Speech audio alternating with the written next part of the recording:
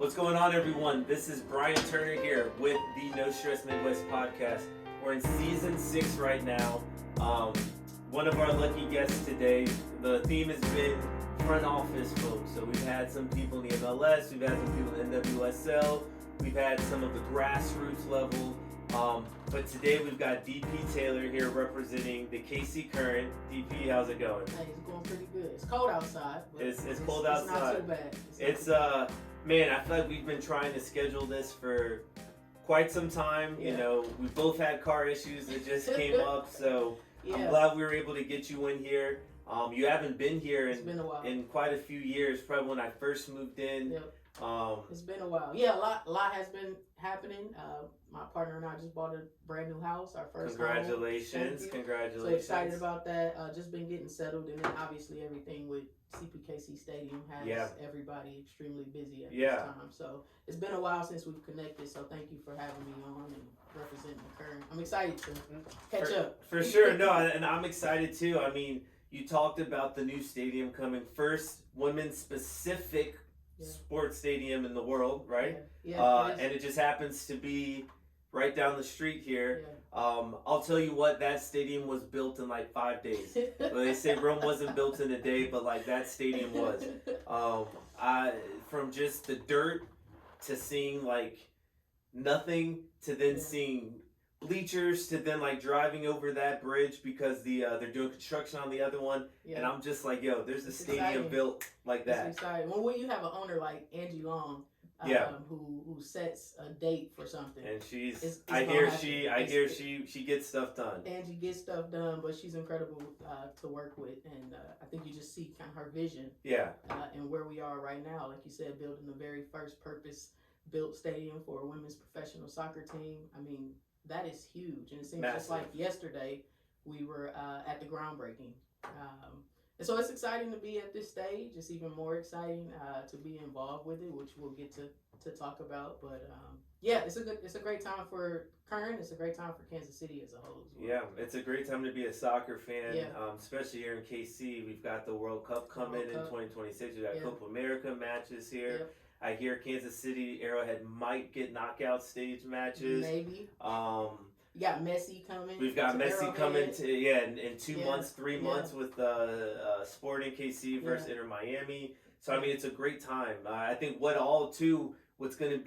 that stadium's bringing down there to the River Market. I hear there's going to be like an entertainment where we're going to have restaurants, we're going to have bars, we're going to have just things to do where now you make going to the game a day. An experience. Yes, an experience. You don't just show up like, I'll say it, Children's Mercy. I mean, the Legends, like, unless you're going shopping at the outlet mall, like, I mean, it's not a march, huh? You're just kind of driving out there just for that. I mean, Arrowhead and the Kaufman. There's nothing around there but those two stadiums and parking. But I think we have an opportunity to do something different. You know, people think about Kansas City. We are no longer a flyover city. Yep. Right. You think about the airport, just the latest developments, right? Like the airport.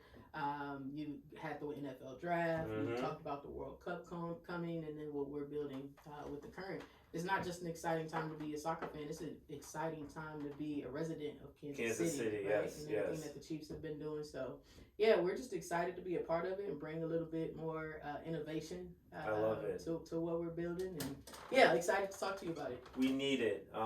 We need the innovation. We need that progressive, like someone that wants to build something that needs to be built.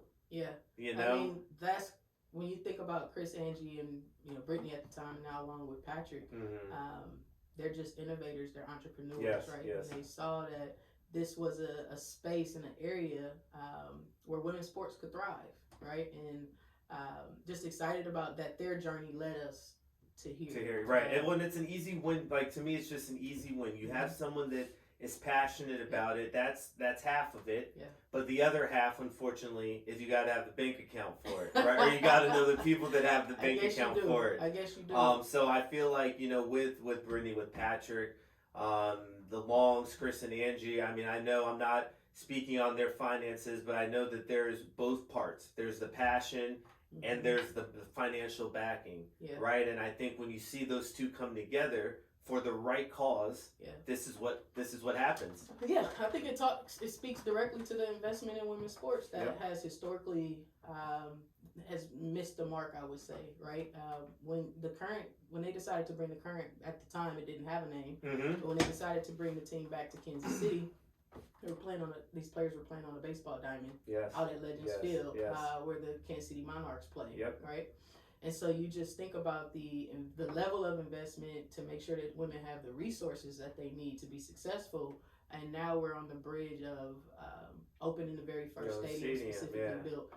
But I did want to just touch on two things that I kind of overlooked, is that the training facility itself was also for sure, and you've a phenomenal training facility. And just a space where professional women should have a space like that. They should have access to the best resources. They should have access to the best nutrition, to the best chefs, to the best whirlpools, and the best coaches and theaters to make sure that they're watching film. And I mean, these are professional athletes. And so the investment has been shown over and over and over again, first with the training facility and then an announcement of the stadium. So and I remember when it was Casey Woso, and there was a player, shout out to Maddie Nolf, that was my homie.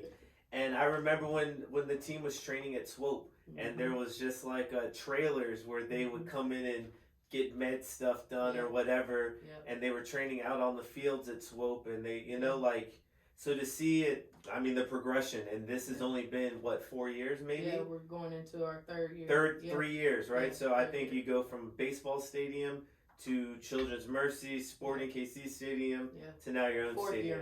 Fourth year, sorry. I apologize. No worries. But so I mean, it's dope to see that quick progress and that investment in it. And now we're seeing, people are talking about the KC Current. And Sporting KC has been for a while the only team to talk about, like them or not. I think now there's just another team that you can speak about, right? And I think you have a unique product on the field, whereas you can bring your daughter to see.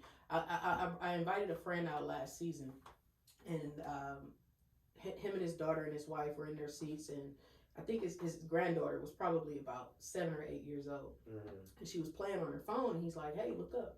And she looked up, and she looked at her granddad and was like, "Oh, these are women." She didn't know that she was coming to see professional women on the pitch, and he just spoke to, just how profound that was. And when she saw that these were women, she put her iPad away and was locked in completely, because she had never seen anything like that on the pitch, right? So you just talk about what that in itself means, and it's powerful. For sure, no, they have something they can relate to, and I had AD, right? You introduced us together. She came out a few months ago. Came to kick it. I had a young girl doing a training session like right after. So AD came in, and the girl saw her, and this girl never stops talking ever. Didn't say a word. Couldn't say a word. I mean, and for me, the mom texted me after. She was like, little so-and-so cannot stop talking about this moment. And it's when you can touch, when you can go and touch someone and be like, wow, you're real. You're not just on TV. Even at a stadium, you're down on the field, you're away from everyone. But when you see this person up front, you touch, oh my God, you're a real person. And I can be it too. And I can do it. Well, first shout out to AD, because AD, you telling me that AD just pulled up, right? That doesn't surprise me, because that's just who she is as a person. Incredible human being. So shout out to AD.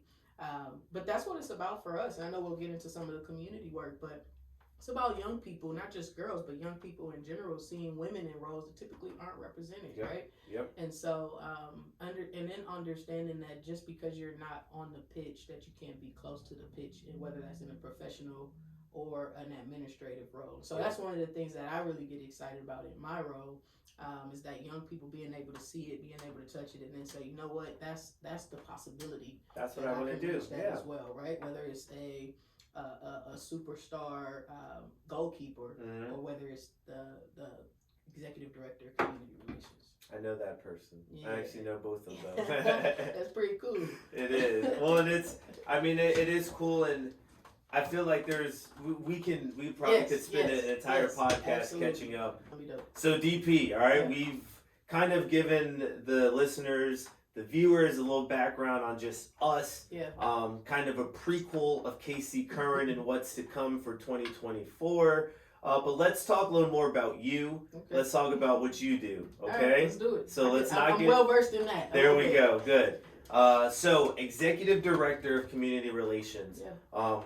What is it? What is it? What do you do? It sounds cool. I'm not gonna lie. Yeah. It is one of the coolest jobs that I've ever had. I love it. Say that. And so when I try to explain my role to people, I put it in two folds. The first is really leveraging the resources of our corporate partners and what's important to them in the community. Okay. So you think about our partners with Blue KC, and what's important to them is behavioral health, mental health. So we developed an initiative called Sideline the Stigma, where we bring over 100 teens from the Kansas City area to talk about mental health, right? And so that's one example. We want to make sure that the synergy is there, there's alignment in our purpose and in our mission. And so working with that list of corporate partners to impact Kansas City.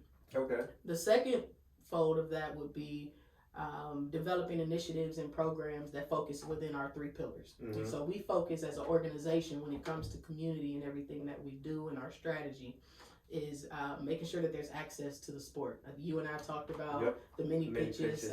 We just built 2 mini pitches this year, one at Banneker Elementary in KCK, and I'm really extremely proud of that because it's the first location that's attached to a school. Okay. And when you think about a school like Banneker Elementary, a lot of those kids walk to school and they live in that neighborhood. So that means that access to that pitch is available when the school is closed, when there's nothing to do, in the summertime. And so then we built another one at Central Park in Kansas City, Missouri at 31st in Indiana. So making sure that kids have access to the sport. There are costs, right? There's barriers to transportation. So working with an organization like Youth Rise and supporting them in their purchase of a 15-passenger van so that kids can get from practice to home because we know that parents are working. Yes. And before we go too deep, you say mini pitches. Yeah. Are you building grass fields? Are you building turf fields? Help us understand. What do you mean by mini pitches? These are mini pitches that are built on plastic. And there's corporate partners, so they aren't futsal. The product is meant to last in all types of weather because it's outside and it's an open space, right? For sure. And so minimal maintenance. Right? Yeah. And they come with lights, the huge lights, so make sure that if kids are out after dark, they can still play and they can play safely. And then they're just, if you think about an actual pitch that players play on a professional pitch, it's just a mini pitch. So I had to learn that term. We talk about basketball and soccer. That was one thing that I had to learn. The pitch is actually kind of like your court, your field. Right. And so those are what mini pitches are. And so we partnered with Black Players for Change and Black Women's Players Collective on the one in Kansas City, Missouri, and they decided that was an area that they really wanted to focus on and increase access. But the cool thing about those mini pitches is that they're relative in terms of distance to entities. So what I mean by that is the Banneker is at a school. The 31st and Central is right across the street from 2 schools. Okay. It's right across the street from a YMCA. And if you go a little bit further down, there's a Boys and Girls Club right there as well. And so we strategically put these in places where kids could walk to because we know that transportation is a huge barrier for. I've talked to I don't know how many nonprofits, and the main thing that the concern is that the transportation is how do we get them from here to there? We can build and build and build, but how do we get there? So that's, and we do so many different initiatives and programs within each pillar. Okay. So the first thing is increasing access to sport.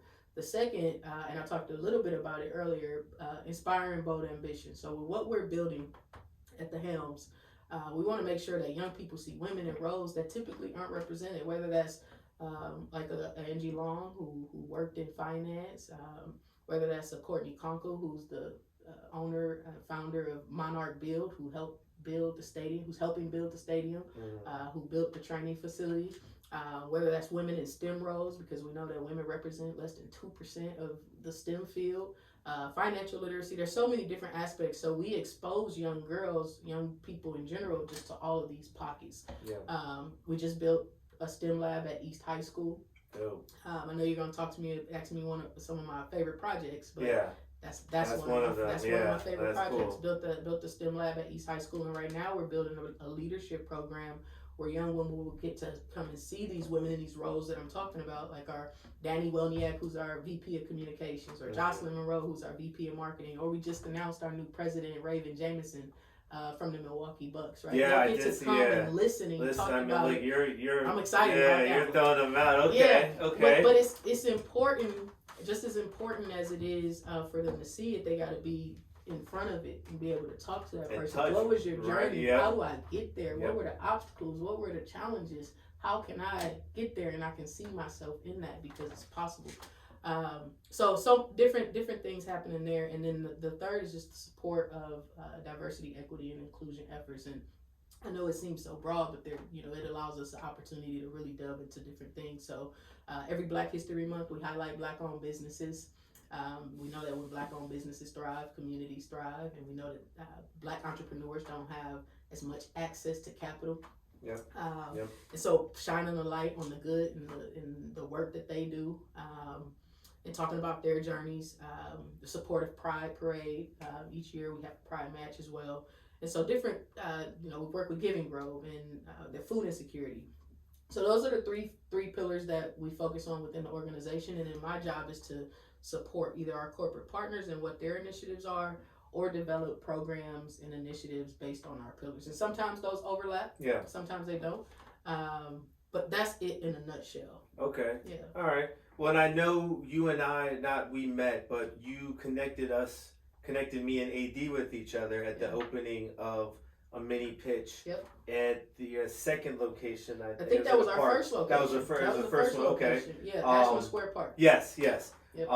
So I didn't jump out there and play. Those kids looked like one, they were a lot better than me. Two, it was also like 100 and something degrees outside. It was hot out there. It was like, man, my goodness. Yeah, I was just like, man, DP got me out here. It was brutal. Sweating. It was brutal. No, I think that's so cool, and I feel like especially with our country as opposed or compared to others, you can drive down the street and find basketball courts and tennis courts, right? And I know that there was at times national initiatives to have this access of these different sports. Yeah. Although we don't have the national initiative yet, I think you, and with you being the KC Current, are taking that personal initiative to say, hey, let's get these out here and let's, instead of having kids only option be basketball or tennis, and let's be honest, I ain't seeing people on these tennis courts like that, right? Give them something that they can play. They just need a ball. And maybe they do basketball for the first half and then soccer for the second half. And they can use the same ball because it all bounces the same. Yeah. So I think it's great that you're able to provide that access for kids to be able to play. Yeah. Instead of where now you have all these turf fields, but you got to rent it out or they're locked during the day. So it's like, it's here, but then it's like a mirage. You can't get to it. Yeah. I mean, when you talk about equity, that's what we're talking about when we talk about these soccer pitches. We want to make sure that everybody can have access to them. Right. So there's no charge to the mini pitches. Anybody can use the mini pitches. We have equipment that folks can use the mini pitches with as well. Because you can't just put it there and walk away. Right. Like you and I talked about programming. We talked about programming earlier today. And so I think with the platform that the Current has, it's a responsibility for us. We don't see it as a task, but it is a responsibility for us to use our platform in a way that's going to continue to grow and advance the game and provide equity for people that typically don't have access to soccer, because it is an expensive sport to play. Sure, right? If you want your kid to play club soccer, it's probably going to cost you a lot of money. $3,000. And so $3,000. We want to make sure that people in all neighborhoods, all demographics have access to these mini pitches as well. Yeah, no, I love it. And I mean, this is just another thing we talk about what KC Current is trying to do with the ownerships down to, the executive director of community relations, right? And everyone in between there. We see these things. So it's not only saying it, it's now, hey, look, we're doing it too. Yeah. And that's a big part of, I know we go into it, but just like the community aspect of things, like we can decide what we want to see, but the real true heart of community is collaborating, listening, and then acting upon that as well. So I think we do a really good job as an organization is doing that collectively. And so we'll continue to listen to the community, and what we've heard is that they want access to soccer. Yeah. If you don't know that it exists, or you can't reach it and you can't pay for it, then how else are you going to use it? How else are you going to access it? So that's what it's about for us. And so I'm excited to get some programming on those mini pitches. Really excited about summer 2024 and seeing some kids out there and utilizing it. So for sure. No, I'm excited too. And I know we've spoken about ways that No Stress Midwest can work with the KC Current. So hopefully we'll see some of that stuff start to come to fruition. I'm excited. So, all right, DP, talk to us. I mean, I feel like working in a pro club, a pro team, is a really cool thing. Maybe because I'm an athlete, right? Or I was an athlete. But I just feel like if you work for like a professional team, like that's so cool. But for the longest, I thought you could only be a player or a coach, right? Like, you know, come to find out they've got a finance department, just like everyone has a finance department, you know? They do marketing and all of that, advertising. So kind of give us a short version, I'll try, of how you got to the role you're in now. Mostly, how did you get to the KC Current? I know that you have a background in basketball and playing. So did you play soccer as well? Did you just say, hey, this is a job and it just happens to be with a soccer team? So kind of how was that? How did you get to None here? None of that. Okay. You know, it's a wild journey. I grew up playing basketball and I ran track. Okay. So those were my two main sports. I'm from Detroit, born and raised, so I don't know if we touched on that. We did not. But that's where I'm from. And played college basketball at Pittsburgh State. And by way, moved to Chicago and worked for the Boys and Girls Club of Greater Dundee Township. All right. And so from graduating, it's funny that you touch on and say, I didn't know that these jobs existed. I did not know that these roles existed. And everyone has a different journey and a different path. And it's crazy to think that I loved sports growing up, but I never thought that there was a team behind the team that helped the team operate. I thought that, just like you said, I thought that you had to be a coach, you had to be a professional player, you had to be a physical therapist. Like the water boy, you know, So the closest thing to me wanting to walk in my purpose was to go back and work with young people. Based off the experiences that I had and how my childhood and how I grew up, I knew that I wanted to be something that young people could lean on, and I wanted to be what I didn't have. And the closest thing to that was working at the Boys and Girls Club. And so I did that for about 7 years, worked here at the Boys and Girls Club of Greater Kansas City, learned a ton from some incredible young people living in Kansas City. And from there, I worked at a nonprofit. So most of my experience was in a nonprofit called Canby's Markets, and focuses on really good organization that focuses on food insecurity. And I did that for about 10 months. And there was a Green Sports Alliance. They were having a conference at Arrowhead. And they wanted me and the founder of Canby's Market to come and speak on 2 separate panels. He was talking about something, and they wanted me to come and talk about diversity, equity, and inclusion in the workplace. There you go. And sitting on that panel was a former COO and a gentleman from the Negro Leagues Baseball Museum. So us 3 are sitting on this panel, and long story short, Canby's Market and KC Current collaborated on a nationwide impact service award. And so got to work with the VP of Community Relations, Ben Aiken, and we did some really good work together through Canby's and KC Current. And at the time, KC Current was still building.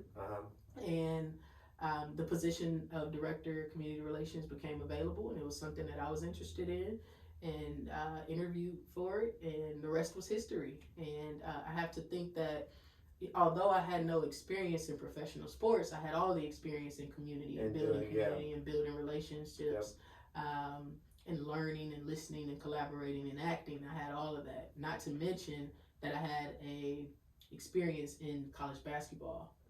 My master's is in sports management and recreation, and it's so funny that to even know that I had that degree to not even think professional sports, right? Because there weren't, as much as I love Pittsburgh State, we weren't talking about internships at professional sports. And so I just didn't know that existed. And so that's kind of my path, and I know everybody's path is a little bit different. And I've been in the role almost 2 years in April. And so just really excited to keep going and making an impact, and Ben invited me to join the team, and the rest is history. Well, and I feel like we met when you were first. I was fairly new. Yeah, fairly new, because I remember Ben and I were speaking a little before you came on, or maybe right when you came on, and I think one of our second meetings, he was like, "Hey, we just hired this new person, DP. She's gonna come out." Yeah. So it's, I mean, kind of cool to see when that was, right? That was like around the first time I moved into here. So yeah, I mean, it's been a cool journey, I think, for both of us. Yeah. And I feel like the longer we've known each other, and I think this is just how life goes, the more connections that we're seeing we have, with each other. We brought up Chioma, who is this podcast guest this season. One of my favorite people. Yeah, I mean, she's awesome, right? Yes. Daryl, who you knew, right? And, I'm friends with his girlfriend and with him. So it's just kind of cool to see that there's these connections, whether it's within the sport or without the sport. And I think being just part of community relations, right? Those are not saying like I'm the person you need to be knowing, but like being able to know so many different people and different things, but then know that they're still all connected, right, to the same roots. Still all intertwined. So okay, like, and you kind of hit it on this because I kind of hit it on it beforehand. You've been there with the Current for 2 years, almost 2 years now. What have been some of like the projects that you've been involved in, and like what are some of your favorite projects?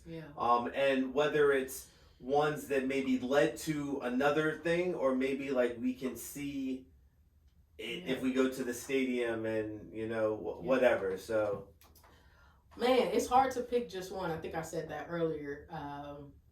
But there's a couple. When you think about East High School and you think about how diverse East High School is, I think over 40 languages are spoken at East. Wow. State championships, boys soccer too. Yes. Shout out to the entire KCPS East High School team. Just incredible administrators and incredible students over there. But when you think about the lack of resources, when you talk about access to technology at East High School, that building that STEM lab in partnership with CPKC and Bank of America is probably one of my favorites, because you get to see, and it's not, we talked about being able to touch it, see it with people, but when you get to have access to technology where you can ideate and you can question and be curious about things, it shows you what's possible with your creativeness. It shows you what's possible with innovation. And if you aren't able to be introduced to those things, how do you nurture that ability that I have or that I've developed? So when you get to see like that little quirkiness in the eyes of kids, because they're like, oh my God, what is that? That robot does that? Like I did that, so to see kids be able to have access to that, that one was very special. That was very special. The sideline and stigma is probably one of my favorites. As someone who is a proponent of your self-esteem and your mental health and taking care of just you as a person and being self-aware, to partner with Blue KC on that mental health and behavioral health initiative is huge. I mean, we bring 100 kids from different organizations where they've been disregarded, they've been forgotten, and you just take that situation on its own by itself, and then you factor in the mental health that they're probably dealing with, and to be able to come to a safe space and talk about these things, that one is powerful in itself as well. And then I talked about the Banneker mini pitch. So it's hard to pinpoint like my favorite, because they're all so impactful. Yeah, and they pull at different strings. Yeah, and they touch a different area. I mean, we did a community soccer clinic, and we brought all of these kids out to play at the training facility, and we had our players out there as well, and you just see the big eyes and kids that have never kicked a soccer ball before, and they're out there flying, having fun, and now they're like, when's the next one?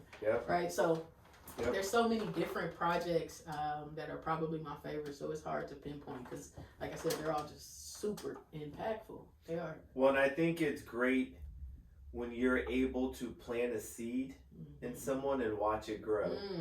You know what I mean? Man, like I feel like that's when you're like I've done something bigger than myself. You know what I mean? Yeah. Especially when you were that kid, right? Like you see yourself and you just.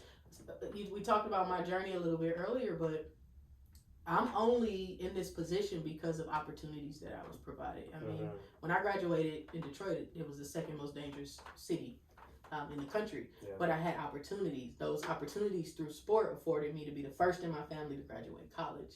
They afforded me different opportunities to travel the country, right? And so just being able to have access and see outside of those four corners and you see what is actually around you and is possible, super impactful. So I'm very aware of the role and the position that I have and the responsibility that comes with that. And I take it to heart. So it's hard to choose a single one because they're all super impactful. For sure. Well, and I can just think of when I was a kid, the STEM programs my mom was putting me in, right? And I wound up graduating with a degree in engineering. Did not know that. Yeah, so that was what I did, you know, before the coaching stuff. Yeah, but she nurtured that. She did. You know, I can remember her buying me Legos and just like having me build. Yeah. And then I went to a camp and this was like robotics and you could program something to move. Awesome. And I just remember I was like, what? Like, oh my God, Mom, I just programmed a robot. Like, what did you do today? Right. You know, like, what did you do today? Yeah, and I was just, your mom like that. You know, and it was just those things where like the way it got my brain to just look at things and just always try to solve it or try to understand. Yeah. You know, but that would never happen if their programs weren't there. But more importantly, if my mom didn't find those programs for me, right? And I think that, to your point, being able to put something new in front of someone and just see how they interpret it. Yeah.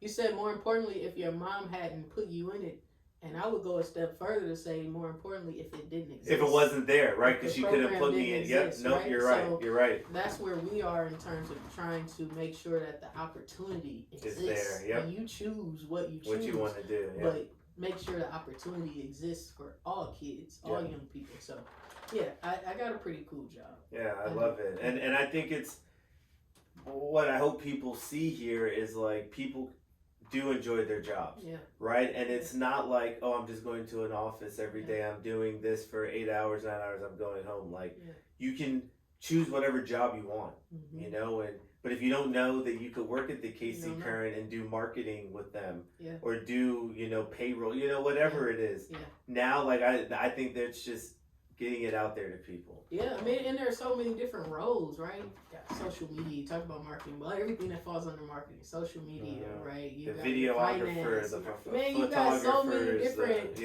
groundskeepers, like, game day staff. That kids don't know about. Yep. And it could be as simple as your foot in the door. Yep. You know, but whatever. We can't. You can lead a horse to water, but you can't make him drink. So, all right, in your short time with the KC Current and kind of in the NWSL, I'm going to assume, correct me if I'm wrong, that is NWSL came, like your involvement with it came with you and KC Current. Well, the league is a whole different entity. Right. Okay. So I don't work me personally, I don't work extremely close with the league. Okay. Our ownership group does. Okay. Our senior executive leadership, they do. Okay. Me personally, you're not. Okay. Well, then let's say from women's professional soccer in America, okay, in the 2 years or so you've been in your role, how have you seen the game change? Okay. And how do you see it, you know, in 5 years, in 10 years? Yeah. So I don't work very closely with the league, but I do know about the growth of the league, a little bit of the growth of the league, right? And so when you talk about the investment in just women's sports in general, there has historically been a lack of investment. And you've seen where Chris, Angie, Brittany, and Patrick have brought this team to where we are the third year of being KC Current. I mean, you look at our season just last year, we broke our record, I think 4 times. Yeah. Our final home game, we were just under 16,000 it's like 15, like 885 or something like that. From a KC Current perspective, going into CPKC Stadium, we fully sold out of all season tickets, right? This is going to be one of the greatest things happening in Kansas City once we open that stadium. from a league perspective, there has been growth all around. Yeah. Think about the $240 million broadcast deal that was just announced not too long ago with 4 national partners, right? And 118 games are going to be displayed over that. And you go back to last year when it was 23. So there's been a significant impact. So the game is continuing to grow. You think about the expansions. This year, there's going to be 2 additional teams, Utah and Bay City. And then they've already announced next year that Boston is going to be added as another team. Okay. So there's investment, and people are continuing to show up. People are continuing to watch, and people are continuing to support. And I don't think it's just the NWSL. You see Las Vegas Aces open their training facility. You saw Seattle Storm open their training facility. I think Kansas City is bringing a professional women's volleyball league. I did see that. Yep, I did see that. I think if you go back either a year or two for the NCAA championship, I think it was LSU that won that year. Their viewership was higher than the men's, and I think UConn won that year, if I'm not mistaken. So there's been this continual growth within women's sports in general, and so we're just excited to be kind of leading the helm on a little bit of that with the training facility in the CPKC stadium and doing things in a different and innovative way. But the investment is there. People are watching women's sports. Right. People are invested in women's sports. It's just making it communities. There is a huge investment in women's sport, and I'm excited to see where women's sport is in the next 3 to 5 years. It's going to be unbelievable. Do you think that here in Kansas City, what do you see the KC Current in the next 5 years? And with your role as well in community relations, do you want 15, 20 mini pitches by 2026? Do you want what is it? I think for us, we just want to continue to be a quality organization. Okay. We can open 15, 20 mini pitches, but if kids aren't using 15, 20 mini pitches, then what's the point of having them? So want to be strategic and intentional in how we do that, which is why we want to, you and I talked about it earlier, is making sure that we bring on a partner that's going to help us program those mini pitches year round as well. I can't speak to the future. What I would say is that we want to continue to be innovators. We want to continue to be creatives in what we're building. We want to continue to show that women's sports deserve the investment, and then continue to put a quality product. The thing is, the product is good, and I'm not just talking about KC Current. I'm talking about women's sports. Women's sports, period. The product itself can stand on its own, and it can stand on its own. And so we just want to continue to be supporters of that, and continue to invest in women's sports and provide quality to women. I love it. Well, all right, for the young girl that's out here watching or listening, probably I'm going to say her parent probably made her listen to this part here. But for the person, or maybe it's not the young girl, maybe it's the college student who's trying to figure out kind of what they want to do, the high school student, right? The one of the most unfair and dumbest questions that we've come up with society is asking a 16-year-old kid what they want to do for the rest of their life. But for the person out there that's listening, looking for maybe a way to come into your role, they want to do what you're doing, they have a passion for community relations, for DEI, diversity, equity, and inclusion. They have a passion for women's sports. They have a passion for working for a pro team. Whatever that passion is that they found in you and this talk, what advice could you give them to maybe get to where you are right now, or get to where you want to be? Yeah. If I answered that question for you maybe 2 years ago, my answer would probably be a little different. Okay. But knowing that my path, there was no singular path, I'll give you some main tips. Okay. Because I can say, do this, do this, do this, but life does not work out. That's not the reality. It just does not. That's not the reality. Yes. And so the truth is, my grandma always told me that relationships are the greatest wealth. And that is something that I have always kept in the back of my mind, is that relationships are the greatest wealth. Like and I would like to think that me being in this role right now is because of the relationships that I built along the way of my entire career. For sure.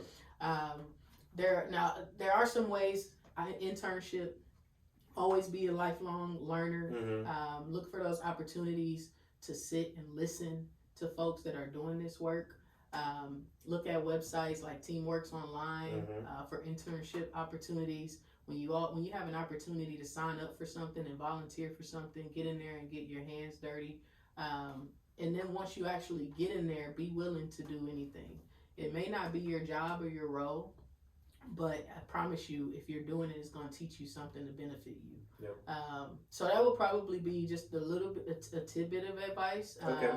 And then the second part that I would say is that young people, when I was coming up, young people, we get caught up in making sure I'm working in my purpose, or what is my purpose? What is my purpose? Yeah. Oh man, I don't know my purpose. Yeah. And one of the greatest quotes that I ever heard about purpose is by a therapist. Her name is Dr. Anita Phillips, and she said, "Purpose is the gift that you have to offer to meet a need in the community that you live in. And when you do that, you live on purpose. You can walk in purpose every single day." Okay. And so I won't give advice on a singular way to get to where I am, because that might not exist for somebody else. Yep. But as long as you are walking in your purpose and you're serving that need for your community, you'll be okay. You'll be okay. I like it. And so that's how I try to live my life, and being in this role has me walking in my purpose. And so I'm just grateful for the opportunity to make an impact and serve community. I love it, and you're getting paid to do it. So that's a big perk. That's a big perk. Awesome. So is there anything that people don't know, the normal Joe Schmo and Jane Doe don't know about your role? I don't think there isn't. Do you feel you've done a good job of explaining it so far? I do. Okay. Really just leveraging the resources of the organization and pouring it back into the community. Okay. And making sure people, and I think people do have a good grasp of KC Current in the community. I think we do a really good job as a department and just as an organization. And to that point, I don't know if that was one of your last questions, but I'll say that I work with some incredible people. I get to work with some of the best and some of the brightest. And I'm very fortunate to be in a space like that, because I know that doesn't always exist for people. I'm very fortunate. And I work with a group of people who really understand the magnitude of what we're building. And they understand the magnitude of what we're building for Kansas City and what it means as a community. So while I do this role and serve in this role as an individual, I work with people that understand collectively what we're building and the magnitude of all of it. Yeah. So, yeah. Well, it's a lot easier to move in the same direction when everyone's moving in that same direction. Yeah. There's a goal, and everyone understands that goal is to be the best club in the world, and from every single aspect, from community to tickets to sales and service, and from every single role, every person understands that. So just grateful to be in the role that I am in. I love it. Well, we are getting ready to come here to the end. Okay. I feel like we could still keep going. For like 2 hours. Yeah, and that was, I saw the first 10 minutes of the podcast going that way. I was like, all right, wait a second. Yeah, I gotta stay on task here. But before we wrap up, is there anything, DP, you want to leave the people with? Anything you want to mic drop on? Any quote? Any final words? Any plug? Shout out? Man. Any plugs? Any shout-outs? Yeah, how do you want to end this? Man, how do I want to end it? Let's end it by, we are in a very, very special position to have the platform to live in a city like Kansas City that shows up and supports our sports teams. And just very grateful to live in a city that supports this team. And so we're excited. For 2024 season, it's going to be crazy. It's going to be at the stadium, CPKC Stadium. At CPKC Stadium. And do we know the date? Do you know? Do not know the date. There's no date yet. Okay. Hopefully the date will be coming soon. Okay. So stay tuned. But just want to thank you for having me on No Stress Midwest to talk about what we're building with KC Current and myself and a little bit of my journey. And we'll see everybody at CPKC Stadium in 2024. There we go. We just got a couple more months. I know preseason's getting ready to get started. Yeah. Your job does not end ever, and that's good because the work still needs to be done, and there's a lot of work that needs to be done within the community. Yeah. And I think that the game as well as the world is a better place with people like you in it, that are trying to do the right thing, knowing the larger effect that it has. I feel like a lot of people say, "Oh, that's cool." Some people don't give a shit about it, right? But there's a difference between talking about it and there's a difference between doing it. And I think that it's dope to kind of hear and see, right? Not just hear you say this stuff, but I can remember hearing you saying it 2 years ago and seeing it now. So that's mad props to you for getting it done. I'm excited to see what else you can do within the KC Current at your time there. Obviously, there's a lot of stuff that I know you want to do to impact the community, and I just hope that you're able to. I hope the funding is there, and hopefully we can get some soccer players coming out of it that can do something for our national team. Yeah. We're excited, man. We're excited. Thank you for having me. Appreciate you. And like I said, check out CPKC Stadium in 2024. There we go.